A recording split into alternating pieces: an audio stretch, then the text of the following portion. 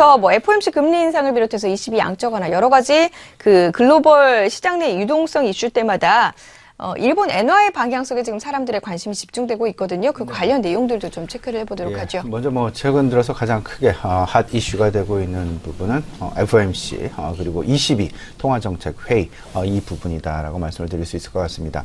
결국 그 생각을 좀 해보면 모든 것이 지금 현재 진행되고 있는 유동성이 과연 얼마만큼 더 진행될 수 있겠느냐.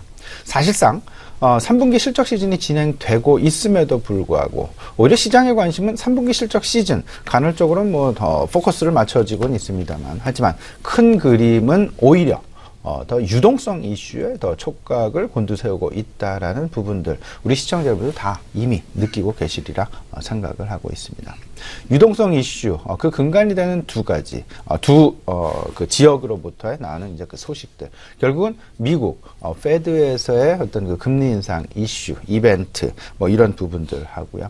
그 다음에 어제부터 이제 그 시작이 됐죠. 22 통화정책 회의 과연 그들이 자산 매입을 축소하는 어떤 그 테이퍼링과 관련된 부분을 언급을 할 것이냐 말 것이냐의 어떤 그 불안한 부분들 이런 부분들이 유동성이 긴축으로 갈 것이냐 아니면 유동성이 오히려 지속되는 그런 그림을 보이면서 경기 개선을 한것 오히려 더 시장은 누려가는 그런 부분들의 조건이 형성될 것이냐라는 부분이 되겠습니다.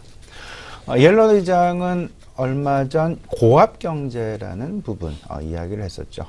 들어가는 비용이 그러니까 들어가는 비용이 이익보다 더 늘어날 그럴 가능성도 있다라는 그 고압 경제 이야기. 상당 기간 지속이 된다라면 오히려 부담이 될 수도 있다라는 그런 의미로 지금 해석이 되어지고 있고요. 피셔 연준 부총재 같은 경우에는 지금 현재 물가와 고용이라는 두 가지 정책 관련된 정책 목표 지금 어느 정도 금리 인상 시점에 근접해 있는 정책 목표 수준에 도달해 있다, 근접해 있다라는 그런 이야기를 하면서 결국은 지금 연내 금리 인상 이슈는 거의 기정사실화 되어가는 그런 분위기.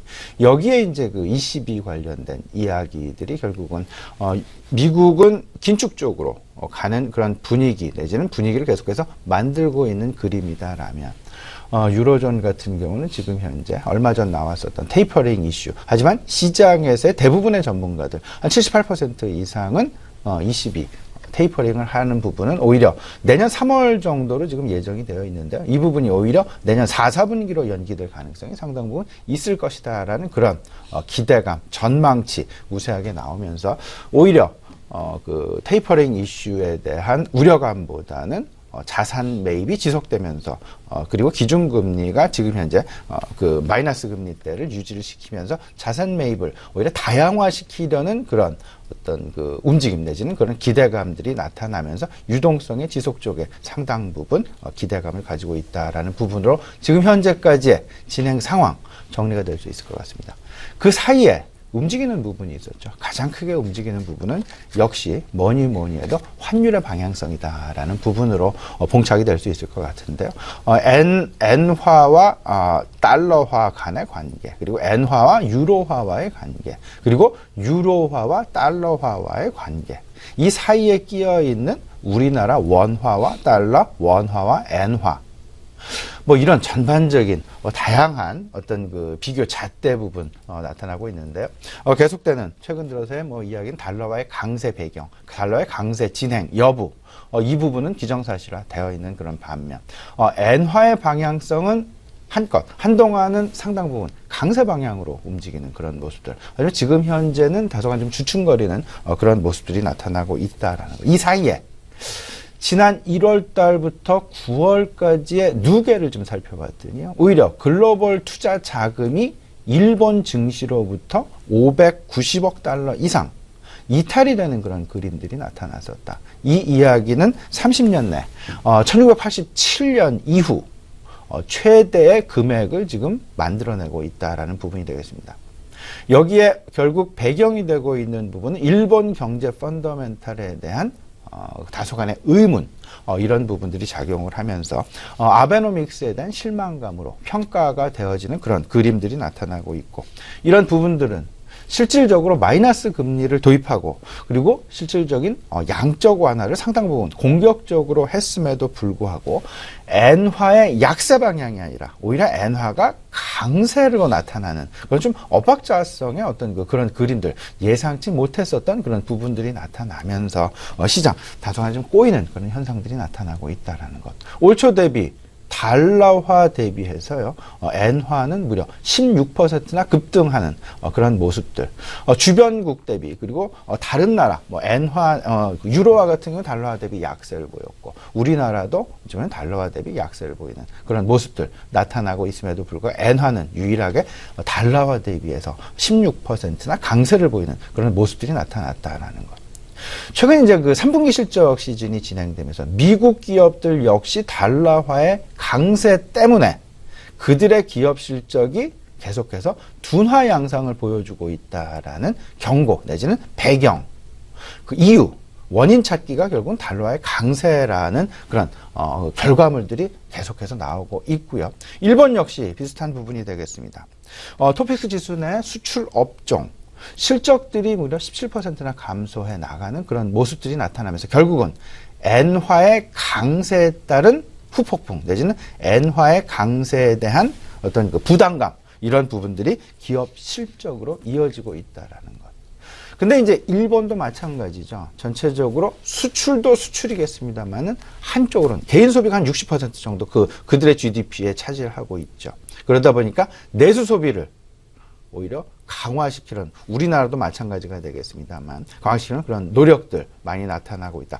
일본은 이미 지난 2000년부터 국경일 이런 부분들을 월요일로 땡겨서 그 월요일로 맞춰서 연휴로 만들어내는 그런 부분들 지난 2000년부터 실질적으로 실행을 해 왔었고요. 우리나라 같은 경우는 이제 작년 임시 공휴일들이 만들어지면서 실제로 그에 따른 내수 소비 진작 효과들 계속해서 정부 지금 이야기를 하고 있는 그런 상황이 되겠습니다.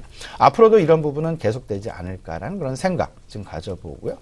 아베 총리가 이런 얘기를 했습니다. 그 2020년 도쿄올림픽까지 그들의 GDP 현 500조 엔대에서 600조 엔대로 20%를 올리겠다라는 목표. 그러려면 최소한 내수 진작에서는 60조 엔 이상의 내수 진작이 나타나야 될 것이다.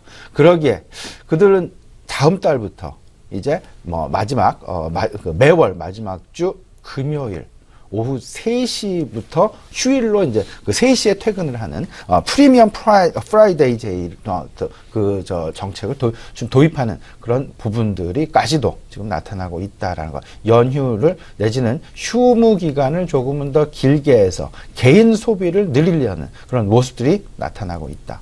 우리나라도 비슷한 양상이죠. 코리아 세일 페스타가 진행되는 것 한 축. 그리고 더 나아가서 기업소득 환류세제를 3년간 한시적으로 도입을 해서 배당을 늘리고 그 배당을 개인 소득으로 분류를 하면서 개인 소득을 조금 더 늘려주고 이 소득 부분을 소비로 연결시켜 가려는 그런 부분들이 상당 부분 나타나고 있다라는 것.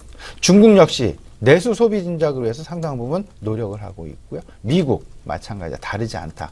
지금 현재 따라서 여러 가지 이제 뭐 3분기 실적 시즌이 진행되고 있긴 있습니다만은 지금 우리가 주목해야 될 경제 지표는 결국 환율 부분이 한 가지. 그리고 또 한 가지가 있다라면 내수 소비가 얼마만큼 증가할 것이냐 말 것이냐의 문제. 사실상 어제 그 미국의 지난 밤이 아니라 어제죠. 어제 우리나라에도 긍정적으로 영향을 미쳤는데요. 9월달 미국의 소비자 물가 지수가 0.3% 증가하는 그런 모습을 보였죠. 작년 동기 대비해서는 1.5%가 증가하는 그런 모습. 이런 부분들이 다 이 소비의 물가와도 관계가 있고요. 소비를 진작시키려는 그런 정부의 노력들, 모든 부분들이 소비 쪽으로 지금 현재는 상당 부분 초점이 맞춰지고 있다. 근데 우리나라는 지금 김영란법의 실시, 그리고 조선업, 해운업의 대규모 구조조정, 이런 부분들을 과연 하반기 어떻게 우리가 극복해 나가느냐. 이 부분을 소비 확대로 어떻게 위축되어 가고 있는 소비의 분위기를 어떻게 소비 확대로 이끌어 가느냐가 결국은 주요 정부 정책의 주요 방향성일 것이다라는 부분 보시면서요. 좀 생각을 해보셔야 되겠죠. 소비가 진작되어가는 그런 모습들이 나타난다라면 일단 가장 먼저 유통업에 관심이 필요해 보일 것이다라는 것 생각을 해보시고요. 물론 아직까지 소비가 진작되고 있는 그런 모습들이 나타나지 않기에 최근 유통업의 모습, 유통업의 주가 변화 그다지 긍정적인 방향으로 나타나고 있지 않다. 하지만 어떤 핵심 지표 이런 부분들을 살펴보면서 가장 먼저 움직일 업종은 무엇일까라는 서로 간에 매칭을 해보는 그런 부분, 그런 준비 부분은 분명히 필요해 보인다라는 것 생각을 해보시면 좋겠습니다.